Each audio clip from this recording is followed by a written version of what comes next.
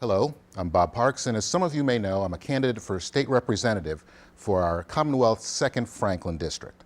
2 years ago, I sought your signatures to get on the ballot after hearing the many complaints of people who had to drive 10, 20, 30, 40 plus miles out of district each way, every day, to hold a job that could pay a mortgage.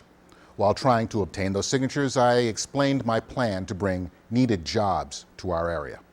I didn't get the signatures necessary to get on the ballot. While that was partially my fault because I couldn't give the time and effort necessary, many people stated they wouldn't sign my sheets anyway because I was a Republican and they wanted to send a message to George Bush on the Iraq War.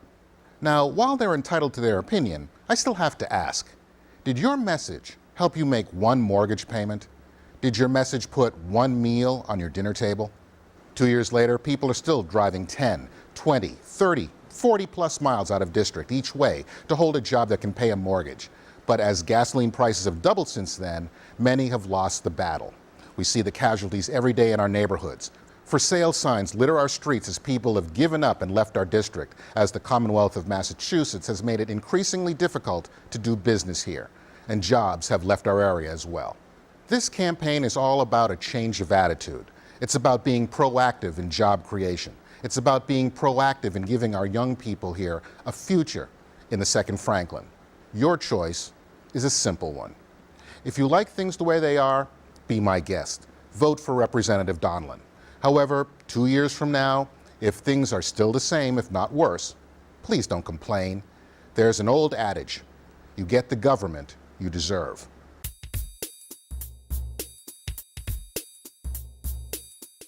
As of now, thanks to the overregulated and expensive mandates from the Massachusetts legislature, our Commonwealth is second only to New York State when it comes to businesses and people leaving. Many people over the last couple of years have lost jobs that have left the state. So, how do we address this? Local economic development committees have sought to entice businesses to occupy some of our existing industrial parks with very limited success. As well intentioned as those groups are, I called it the field of dreams mentality. If we build it, they will come. The problem is, there's no economic incentive for a corporation to move from one business hostile part of Massachusetts to another. So how do we change that? Should you elect me your state representative, I will apply directly to the Department of Housing and Urban Development to have our district designated an empowerment zone. That designation was designed precisely for a rural district like ours. Upon our receiving that designation, we will automatically become the most business-friendly sliver in the Commonwealth of Massachusetts. Existing businesses will get a reduction in their federal taxes and an easing of regulations so they can expand and hire more people. Most business owners I've talked to about this love the idea. Any new business that moves and/or starts up here to take advantage of the Empowerment Zone incentives has to stay in our district for at least 10 years. Now, don't be fooled by all the smoke and mirrors.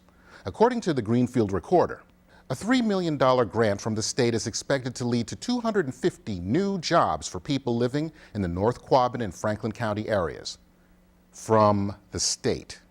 The North Quabbin Mixed-Use Development Project has been awarded a $3 million Massachusetts Opportunity Relocation and Expansion Jobs Grant to make multiple infrastructure improvements to develop 495,000 square feet on 300 acres between Route 2 and Route 2A. Representative Christopher Donlin, Democrat of Orange, said he filed legislation 2 years ago so the town could create an economic development industrial corporation. He said that now allows the town to pursue grants and other funding from state and federal governments. Now, while all that sounds nice, it's kind of sad to think it took the incumbent 2 years to get a piece of legislation to go through when his party is in the supermajority. And I mentioned smoke and mirrors. Seeing how he's been in office for 8 years, it's kind of sad it's taken Representative Donlin all this time to realize that economic development is an imperative. I've always said, when you lose your job, that's too bad. But when a politician may lose his or hers, everything's an emergency. A grant is a gift with strings attached. In this case, it's a gift you will be paying for. Massachusetts sets aside $100 million in grants for projects that can be applied for So at the end of the day, whether it be increased property taxes or whatever fabulous new way the legislators on Beacon Hill can think of another way of raising revenue, we are paying for what appears to be an election year vote buy. Under my proposal, when we receive that empowerment zone designation, I will go to each select board in the district and ask them for 2 choices of the kind of businesses their citizens would like. Now, while retail jobs are nice, our young people who mostly abandon our district after graduating from college are looking for the jobs of today. After receiving their suggestions, I will personally seek to lure pharmaceuticals, computer research and development, software design, green industries, higher paying jobs that pay a mortgage and feed a family. And don't get me wrong, we live in one of the most beautiful, quiet areas of the Commonwealth of Massachusetts. While seeking to lure businesses here, I won't go overboard. I wouldn't want this area to become city-like.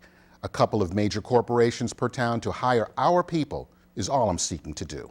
When existing businesses can expand and hire more people, that generates revenue for local towns. When new businesses relocate here and hire people, that generates revenue for local towns.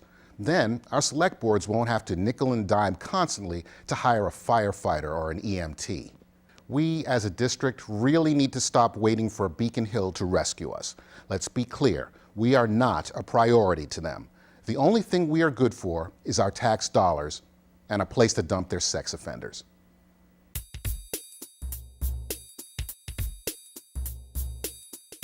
I've talked to people who work in some of our local healthcare facilities, and the one thing they almost always mention is that when doctors are looking to relocate here, the first thing they ask is, how are the schools? Obviously, we know our local schools are going through tough times. Since we don't have enough rich people here to donate the kind of campaign money to get us a $300 million Taj Mahal high school like the one being constructed in Newton, it's a fact that we're on our own. Should you elect me your state representative, I will actively seek corporate money to build 2 new high schools, one for Athol and one for Greenfield. As we are hemorrhaging students to school choice, 2 brand new facilities would sell themselves, and parents opting to send their kids out of district would hopefully reconsider. All I would ask is that the towns donate the land. By seeking private monies, the new schools would be built on time and under budget. Funny how that happens.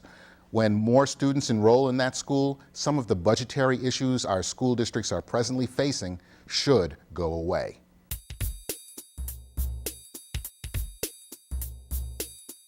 Should you elect me your state representative, everything concerning the well-being of the people of the 2nd Franklin District will be all about me.